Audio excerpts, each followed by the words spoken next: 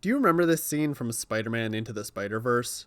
Where Uncle Aaron takes Miles Morales down into the dark subway tunnels, rattling over barricades and crunching over stray gravel, until they came to a wide open area with huge empty walls, hidden away from public eyes, a blank canvas. Grabbing his spray paint cans, Miles paints a sprawling work in graffiti art, a style often considered defacing public property, delinquent, and straight up illegal. But it is, without a doubt, art. This is underground art. Not because it's literally underground, even though in this specific case it is, but it's underground because it's not published in the traditional sense. It's not accepted by surface society, or those in power. The internet has been facing something of a crisis for years now, ever since corporate and political entities discovered it. And few have been feeling this new pressure more than artists. What used to be a wild, wild west where anything goes was suddenly all about profits and making sure content is advertiser friendly. I even have a little recurring guy on this channel to at least make a joke out of it.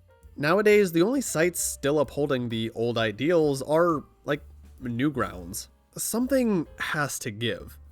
And Randall P. Girdner knows it. That's why he's been scheming behind the scenes. A brand new underground movement he's been calling the Sunday Comics Collective.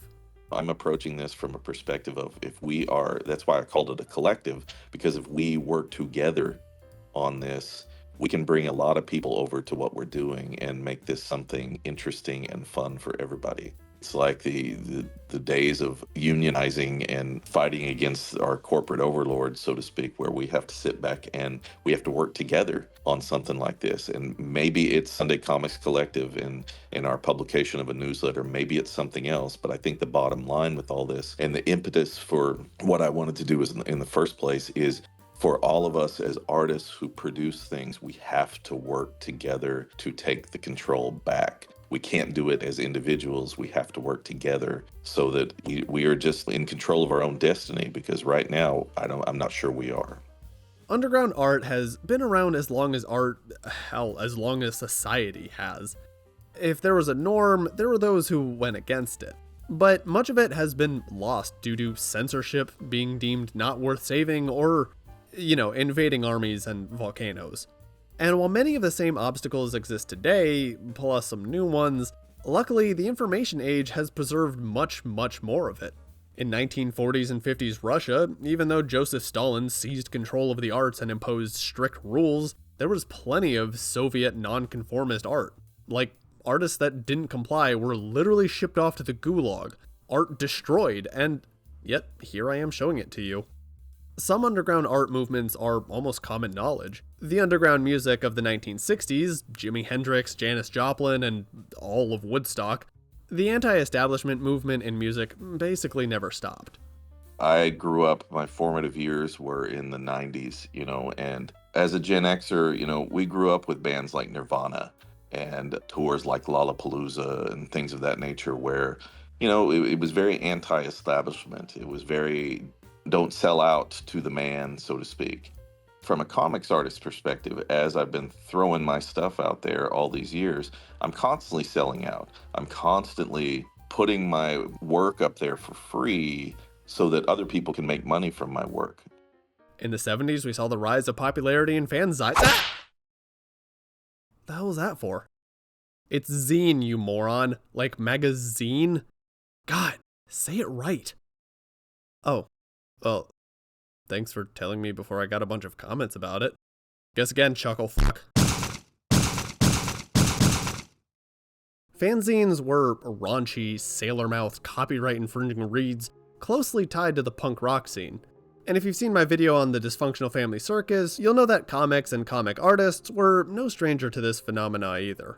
But with the advent of the internet, a lot of artists dove into this new medium. Suddenly, we had the explosion of digital underground art with ANSI art, comics, beautiful murals, and animation created with nothing but text characters and a few alternate colors.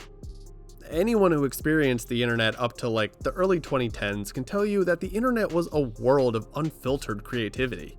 You want an annoying orange to witness the gruesome murder of his friend without it being lambasted as inappropriate for kids? Go ahead. How about a guy who's a doctor and a ninja? Well, you can't beat the adventures of Dr. McNinja webcomic.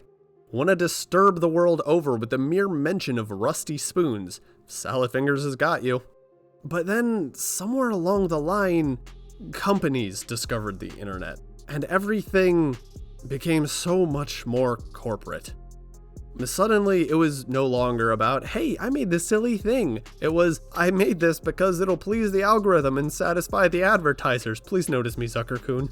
Everybody's flipped out about the Elon thing. And, everybody is talking about it. They're trying to understand it. People are posting things where it's like, can we post this? Should I post this comic? Is this going over the line? And I think we've been conditioned to a certain extent to approach things from that perspective. Oh, what are they going to do? Am I going to get, because we're so dependent on them. We're dependent on the upvotes. We're dependent on posting at certain times of the day. And that's because they have control and we know they have control. And we're a little bit like, this sounds harsh, but we're a little bit like beaten dogs. I can only post at 3 o'clock because that's when the most people are going to be looking at the posts. I have to be careful of putting this certain thing in here because the mods might be mad at me or something along those lines. And I understand those feelings. I get that. But the truth of the matter is, why are we behaving like this when we're giving our content to them for free? And I don't want to say that, I'm unappreciative of these platforms. It's great. It's enabled me to get an audience. It enables people to enjoy my comics and things of that nature. It's not that he's ungrateful to these sites that helped him build an audience. Ungrateful swine! But from what we've seen with Twitter and its heel turn into X, these sites can change on a dime. And more than some of the younger artists, Girdner has seen this sort of thing happen over and over. I would venture to say, because I'm a little bit older, that I've been on the internet a little bit longer than a lot of the other artists. Because of that, I'm what I consider an early adopter. And so when something new comes along on the internet, I'm into it. I'm going to sign up, I'm going to try it out, I'm going to see what works for me and what doesn't work for me.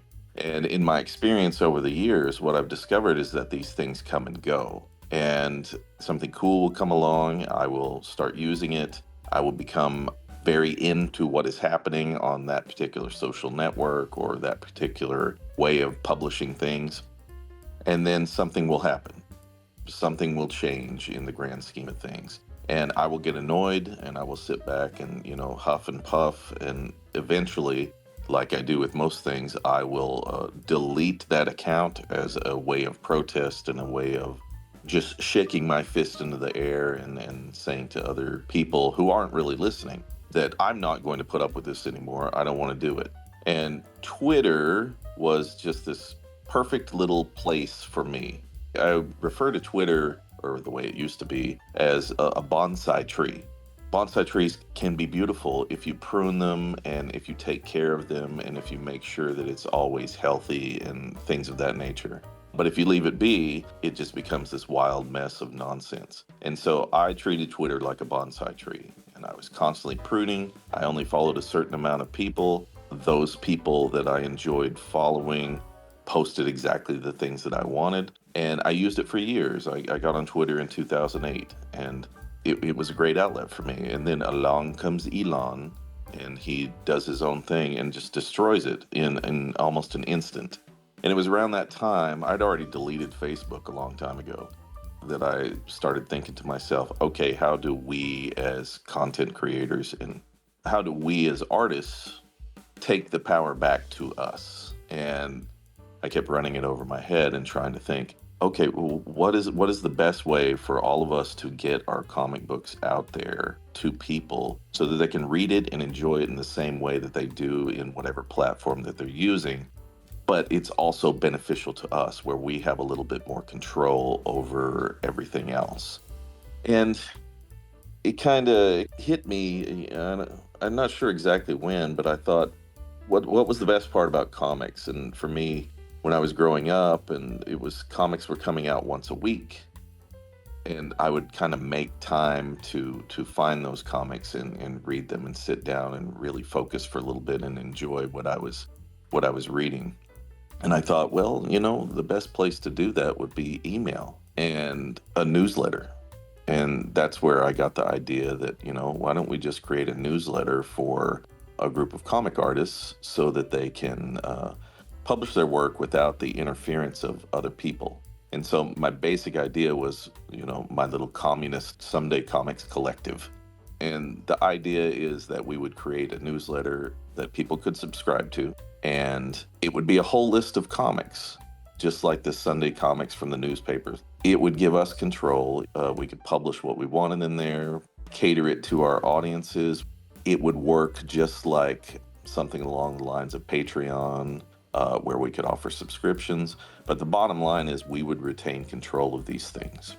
The internet is definitely not permanent. At a certain point in my life, I thought Twitter is forever. I'm going to be using this forever. It's fun. I really enjoy it. And just practically overnight, it becomes something else. And we're always going to be beholden to that. And we enjoy interacting with people. We enjoy putting our stuff out there. We enjoy getting the feedback. But we don't enjoy being under the control of someone else. And so my idea is that there's a way that we can take back that control. He had this idea to skirt the likes of Facebook, Instagram, and even Reddit in favor of just sending comics to users directly. These sites don't care about artists, they care about content, and content that doesn't scare away their precious advertiser money. After all, how will these CEOs afford another solid gold yacht to sail to EpiPen Island 2, Electric Boogaloo? I thought it was just me for the longest time.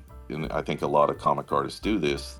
They have their little series of places where they publish things. When I create a Maurice comic, I'm going to go to Reddit, and then I post there, and then I'm going to go to Blue Sky now, and I'll post there. When I did it on Twitter, I would post there, and I just had this little ritual of all these different places I would post.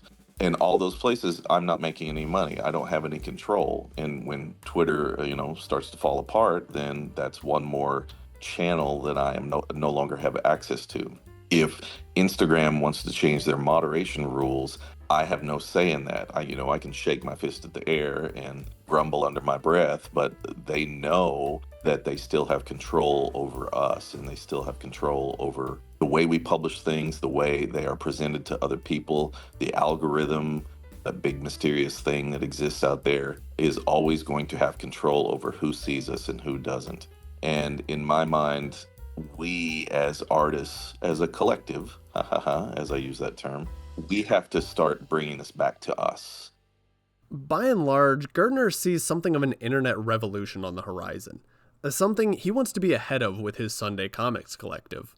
I think that this is part of a larger movement that we're going to be seeing over the internet, over the next few years, which is people trying to wrestle back control of what they're doing. I think that that's part of what makes Blue Sky so important right now and so popular, because they're using the AT protocols, and you're going to be able to take the information and the followers and the comments and things that you have on that network to somewhere else.